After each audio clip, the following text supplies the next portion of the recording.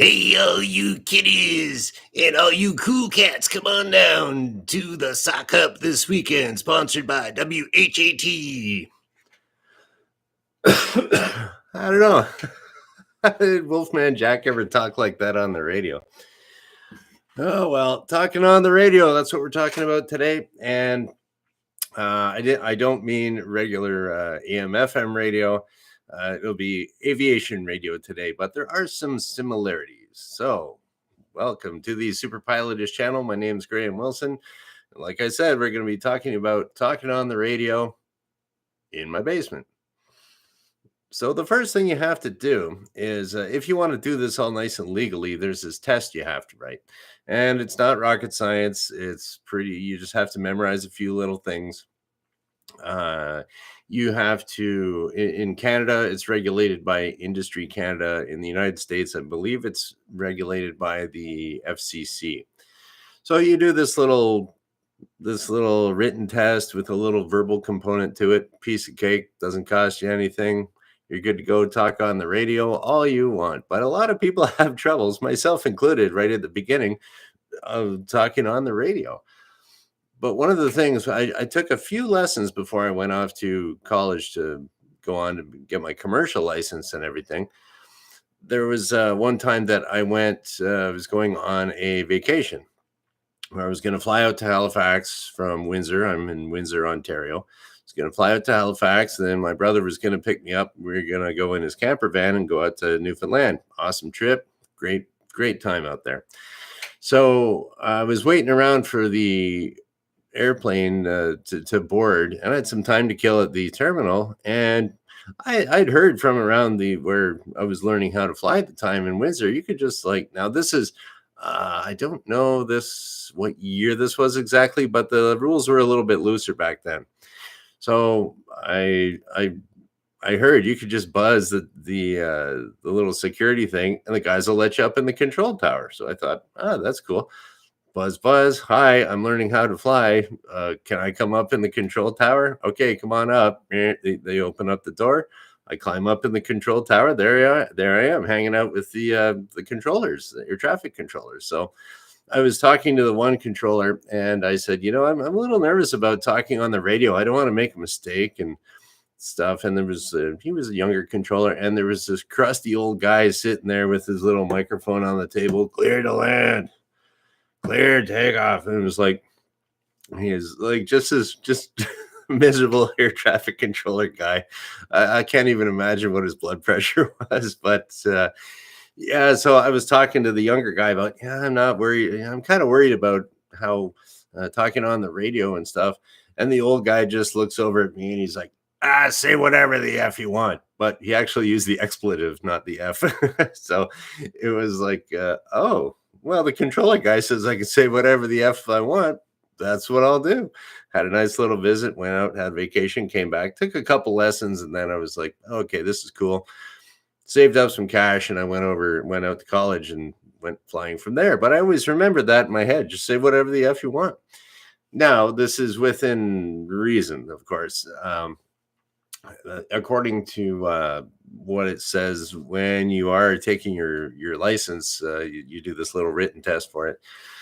You're not supposed to use superfluous language and profanity. So, but the odd time I've heard a little profane thing slip out on the air by mistake, you get stressed out. It can happen, and generally there's nothing really to. No one gets it. You might get a little hey, watch out, but you don't get fined and stuff like that unless it's. I think they keep that for something really offensive and really bad. So, and if you go out to any of the uncontrolled airports, those guys out there, they got no problem talking on the radio. Hey, Joe, you going to the barbecue this weekend? Yeah, sure. Who's that? I'm flying with Tom right now. Oh, yeah, great. I heard your plane got a new paint job. And you're trying to get a radio call in, and these old guys are talking about the tractors and stuff, but that's cool. And they never get fined or anything. So just everyone's, but there are some protocols that you have to follow here. Mostly, and this is on all your YouTube. You're never going to see another YouTube video saying say whatever the F you want. Only on the Superpilotish channel.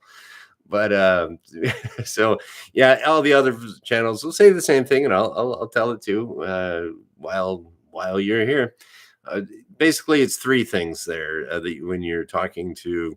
Uh, you say you're in your airplane and you're going to talk to the control tower. So you're buzzing around. You want to come into the control zone or something. First, you got to get their attention. So you say, "Hey, hey, Joe, wake up! It's me, Graham." But you don't do that. You use your some people say call sign. That's a little bit more military. Registration of the aircraft, I guess, would be more appropriate.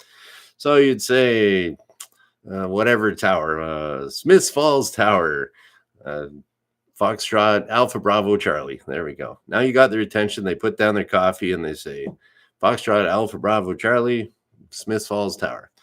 And then so he's at that point you click into who you are, where you are, and what you want to do. So you'd say, "Hey, Smith Falls Tower, it's me, Foxtrot Alpha Bravo Charlie. Where am I? I'm over Pembroke at 2,000 feet. And what do I want to do? I want to come in and land, inbound landing, something like that."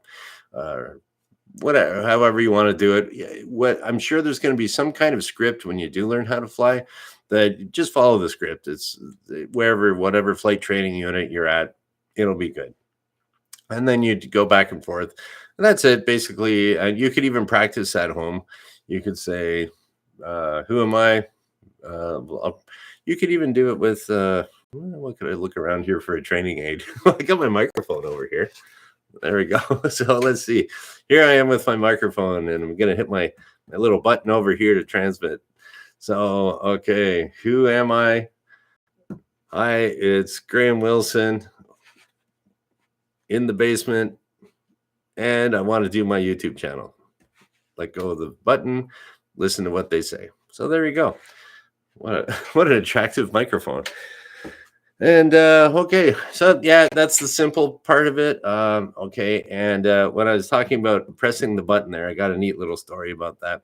So if you're still thinking like, "What, this guy in the basement? What the hell does he know?" It's like, well, take my word for it. I'm in the basement. And so yeah, one of the guys that used to work for me, he was telling about. We were talking radio stuff one day. Because I used to be the guy that would do the exam and I'd sign off their radio license, stuff like that. So one guy was asking me, or he was telling me about this guy is he's a training captain now at Jazz, one of the airlines here up in Windsor. So he was telling me the first time he was so nervous, like he was pretty young when he took his first lesson, and the older guy that was teaching him how to fly said, "Okay, call up the ground control." And so he memorized all this stuff, exactly what he was supposed to say according to the script the night before. "I'm going to be great." And the guy's like super smart. So it's like he hits the button, the push to talk button, and he just totally froze apparently. So, and the old guy says to him, "Hey, that's a push to talk switch, not a push to think switch." And then he got the radio and off they went. But so that was a pretty fun thing. They call that the push to talk switch and PTT switch. And yeah, so here we go. Hey, Wrench is in the chat here. Cool. What's Wrench? Wrench hates it on TV and movies when they say copy over on airplane radio. And David Bowie, Major Tom talking to ground control instead of tower. Actually, yeah, I never thought about that. Ground control to Major Tom. Yeah, it would be it would be what is that, Houston ATC or NASA control, mission control, I guess. But yeah, good point, Wrench. And but that's another thing too. You are allowed to say copy and over and all that stuff. Generally, it's not used that much. And there we go. Okay, I guess you say flight instead of ground control. So yeah, you can say copy and over and stuff. That's totally legit to say that. Not many people do. But I always like every once in a while I like to throw in a Roger, because it's just you just acknowledge like see, this is what you do if you make a big mistake, and the control tower is all mad at you or something. And you're like, you're not supposed to be flying there, or something happens, and then what are you gonna do? He just bitched you out. It's like you're like, so then you go, Roger. There you go. And then you acknowledge the communication without saying, oh, my bad. Although I have said my bad before. But don't say that with your students, because your students pick it up and it drives the controllers nuts. I'd say that as a joke sometimes. And the next thing you know, half my students are saying my bad. And I'm like, no, no, no, no. That's getting on superfluous language. So, but anyways, yeah, good way. Roger just means, yep, I heard you. So, and the thing is, it sounds cool in the airplane, but if you're saying that just like around with your friends and stuff, and it's not a pilot gang, lay off on the Roger around the civilians out there. That sounds a little goofy. So, all right, so yeah, just a little, just a short one here today. And to summarize. If you are going to be talking on the radio, think about what you're doing before you say it. You can even rehearse it with yourself without hitting the push to think, the push to talk button, and just kind of think about it. Okay, and even say it over a couple times in your head. A lot of times, if you're flying the first time solo away from the control zone, you're like, "Whoa, man! I'm in this plane by myself. This is nuts!" And here comes the control zone. Whatever, you can do a little orbit, circle around, take your time, take a deep breath, practice what you're going to do. You can even use a little cheat sheet if you want, write it down. And then yeah, so then you're going to do, okay, I know what I'm going to say, get their attention, who I am, where I am, and don't forget your altitude too, because you're not just on the ground, you're at a certain altitude up in the air, and what you want to do, inbound for landing. And yeah, and that's about it. So here we go. We got Wrench is also asking about the double click mic. Okay, the double click mic. That's kind of a pet peeve of mine, actually. Yeah, it's you hear a lot. Depending on where you are. I forget in Oshkosh. I'm trying to think of Oshkosh if they use the double click as an acknowledgement. I'm not sure. I know they say wave your wings or rock your wings. Not too sure. But the double click thing, anywhere you are around, whether you're going into an airport, it's just, it doesn't mean anything at all. You're going to hear that in different transmissions and stuff too. Okay, Kennedy.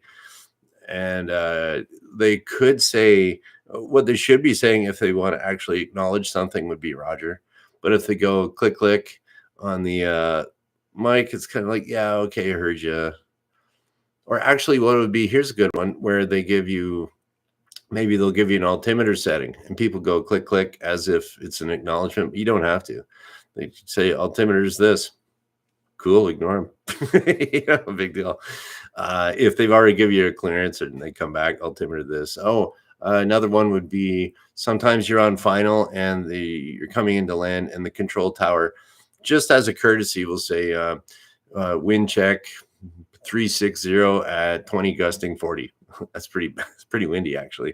But and then some people give the click click. It doesn't really mean anything. But if they just do wind check, blah blah blah, you don't have to acknowledge that. Nothing. They're letting you know. And if the frequency is really busy, I'm sure that drives the air traffic controllers nuts if they're busy and they're hearing all this little click click all over the place. So, I mean, and young student, and they want to be cool and they want to do the click click. Don't worry about it. It's actually for like a real pro. It's kind of like, really. So, yeah, it's not totally necessary. But hey. Just like the old man says, say whatever the F you want. So there we go. And okay, another little thing talking about radios. At my little beginning here, I have my camping radio with me. Now, this is a nice little Grundig radio. It's I always take it camping because whenever you go camping, and Wrench also says, you still haven't mentioned the voice you have to use. No, try to keep the uhs away. It's hard enough for me to not say on the YouTubes, much less like, Yeah, you don't want that either. And all right. Very good, Wrench. Yeah, so we got the this is like a little, you hear how loud that is? In the middle of the night when you're trying to wind it up, you wake up the whole campground. So I just got batteries in this. And whenever you got your camping equipment, I just went camping last weekend. And I want to store the batteries here. So just a little tip. It's got nothing to do with aviation, but it does sort of have to do with radios. And what I do is I take the batteries out, because if you keep your batteries in there all year in the basement, it might be a little humid, or out in the garage, they can start rusting on you, and then you got to throw this out. I don't know how many headlamps I've lost that way. So I came up with an idea here. I got this. I took the batteries out, and then what you do is you take them and you get your camping gloves that you always have. I'll use this one here, right-handed glove. Came in handy on the weekend. And you just stick that into the fingers. Maybe one into the thumb, a couple into the fingers there. There you go. You got your camping glove. Still smells like a campfire. Put that away for the next year. Boom. And then when you want to listen to your radio, you say, oh, yeah. Oh, where did I put the batteries? Oh, and then you totally forget. And you know, oh, well, let's start the fire. And then you put on your glove and you're like, what the heck's in there? Oh, that's right. I put the batteries in there. So there we go. And they're all separate in different fingers. So they're not going to corrode on you. And there you go. Little camping tip for you. All right. That has nothing to do with talking on the radio, but you can sound as cool as you would like on the radio too. Trying to think. And you gotta see. What else could I say here? Yeah, there's a few guys that you can really hear them out there. They really try to be cool on the radio. It's just like, whatever. To each his own. As long as it's clear, that's okay. And okay, we're going to shut her down here.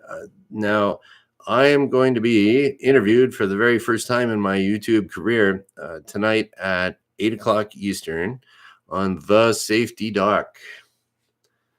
How do you spell The Safety Doc? I don't know.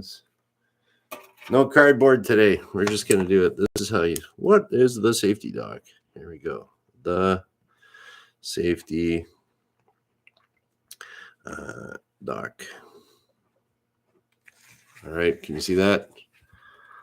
The Safety Doc tonight at 8 p.m. Eastern. Ta-da. Okay, cool. And we're going to be talking a little bit about pilot decision making. And he's a school safety expert, David Proden there, and an author. He's written a couple books. We might be talking about that a little bit too on his channel, not on mine. So you'll have to look it up on your own. And that is about it. So thanks for coming in, everybody in the chat. And I hope I got everything that you wanted answered. And we're just going to shut her down. There we go. Thank you for watching. Bye.